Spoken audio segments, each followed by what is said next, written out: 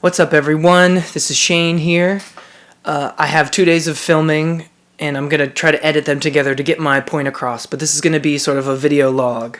So, I've been teaching for about a year now, and I've learned a lot with working with different age groups and different people. And I think the most important thing that I have come to learn is to meet people where they are at.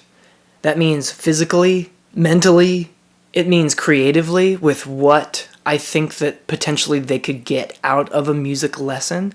There's going to be so much variation with different people that I've worked with. So, people have asked me, they don't really know how this thing goes. A lot of people haven't really had vocal lessons. How I like to do it is I have a couple of main talking points. As you can see in my other video, those are some of the main talking points. And we just kind of go off in a direction with which I feel is necessary. And I also teach guitar this way. It really depends on the person and what I feel is going to set them up for success. So, for example, if I'm working with a musician, I give them the talking points. I hit the important things that they need to be practicing, and I know that they're going to be able to do it on their own. I know they're going to make that time to play. So I give them some homework, and I send them on their way. So with someone that's more of a beginner, for younger children or adults who don't have a whole lot of experience, I create a lot of time for practice. So we run the scales, I create practice time for them, we have material that we go over. With the more experienced people, we have material we would go over as well, but it's just part of meeting the student where they're at. Another thing I found that's really important with keeping people engaged is to have music that they really want to be doing, because otherwise it's really eye-rolly. Sometimes with even the language I've used with how to articulate the lesson, it can go over their heads or they might think it's stupid. So I think it's been very good to ask the students what kind of music they're interested in. Sometimes they are songwriters and get them singing their songs.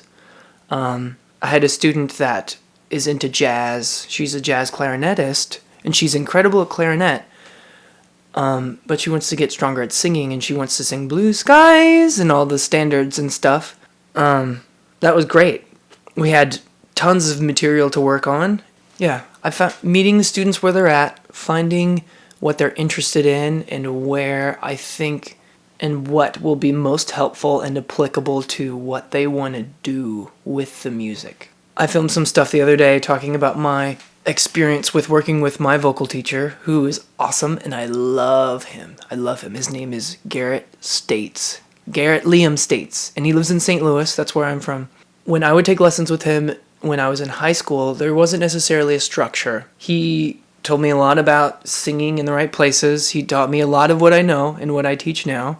Fundamentals. But one thing I really liked that he did is he understood when I was a teenager that I needed more performance experience. So he set up a concert in his studio space, and a bunch of my family came and they listened to me play some of my songs. So there was recordings of it. I don't know where they are, and I'm scared and frightened to listen to them. But it was a great experience. I think that was a great idea that he had. He knew that I needed to be singing in front of people. He saw that I was already... He saw that I had an aptitude for singing and that I really just needed performance experience. That was the decision that he made, and I think that's a great idea. I wish I could do that for people here. Obviously, this room is very small, so I couldn't do it here, but I love the idea. Teachers going out of their way to help and facilitate areas of growth. I think it's so cool.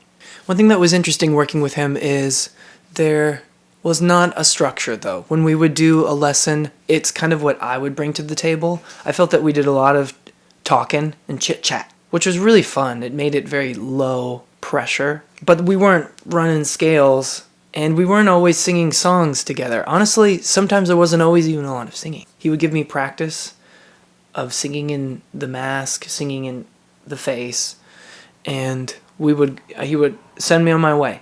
And I do that a lot with my students now, but It depends. Sometimes, some students you need to be practicing in the moment. They need a space to practice, especially beginners. And then sometimes you need to just give someone the information and send them off. Sometimes they need help with finessing a performance of a song. It really depends. And it's been very interesting working with different age groups. Sometimes they're too young and they need to just be at a baseline, beginner, easy stuff. Sometimes they're adults and they can handle a little more, they can handle a lot more knowledge. So it's been very interesting learning and working with different people what it's like to get the message across and make the information accessible and make it fun, because singing is for everybody, and it's not easy to do, but it is for everybody. So I really try to get that message across, that anyone can learn how to do this and improve, at least. Thanks for your time. Hope you enjoyed it. I don't know, if you got something out of this, great. Thank you for watching to this length of the video. You can do all that stupid stuff. You can like and subscribe. I don't really care. Whatever you want to do. I'm not even really here for that. I just like making stuff. You know, what would be really helpful is tell a friend about me. So go listen to my music and then tell one friend about my music. That would be really helpful. How about you do that? But also no pressure, because I know people are busy and there's so much music out there. So, yeah, whatever. I don't care. Bye. Have a nice day.